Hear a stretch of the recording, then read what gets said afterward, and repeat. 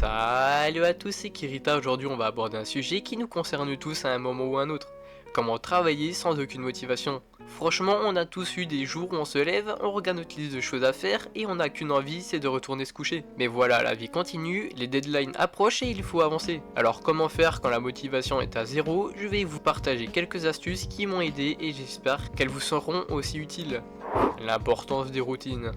Première chose à comprendre, c'est l'importance des routines. On a souvent tendance à entendre d'avoir la motivation pour commencer quelque chose, mais en réalité c'est l'action qui génère la motivation, pas l'inverse. Vous devez instaurer des routines dans votre journée, le matin commencer par des petites tâches faciles, cela peut être faire votre lit, préparer votre café ou même lire quelques pages d'un livre. Ces petites victoires vous mettent en mouvement et vous donnent un sentiment d'accomplissement qui peut suffire à enclencher la dynamique de votre journée.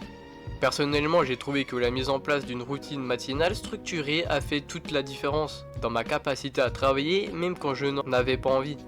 La technique du Pomodoro. Ensuite, parlons de la technique du Pomodoro. C'est une méthode simple mais incroyablement efficace. Vous travaillez pendant 25 minutes sans interruption, puis vous prenez une pause de 5 minutes. Après 4 sessions, vous prenez une pause plus longue de 15 à 30 minutes. Cette technique fonctionne car elle divise votre travail en morceaux gérables et réduit la sensation de surcharge. Personnellement, ça m'a aidé à rester concentré et à éviter la procrastination. Quand je sais que je n'ai que 25 minutes à tenir, avant une pause, c'est beaucoup plus facile de commencer. La puissance des petits objectifs. Un autre point crucial, c'est de se fixer des petits objectifs. Quand on se sent démotivé, voir une énorme montagne de travail devant soi peut être paralysant. La clé, c'est de découper cette montagne en petites collines.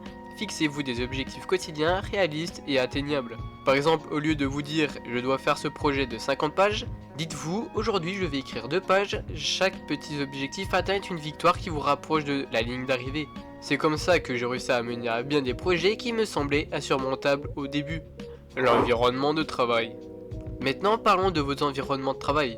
Un environnement désordonné peut vraiment nuire à votre productivité et à votre motivation. Prenez le temps de ranger votre espace, d'éliminer les distractions et de créer un endroit où vous vous sentez bien. J'ai remarqué que lorsque mon bureau est propre et bien organisé, je suis beaucoup plus enclin à m'y mettre. C'est un petit changement qui peut avoir un grand impact. Se rappeler du pourquoi. En fait, l'essentiel de se rappeler pourquoi on fait ce qu'on fait. Quand la motivation n'est pas au rendez-vous, reconnectez-vous à vos objectifs à long terme. Pourquoi avez-vous commencé ce projet? Quel impact aura-t-il sur votre vie ou celle des autres une fois terminé?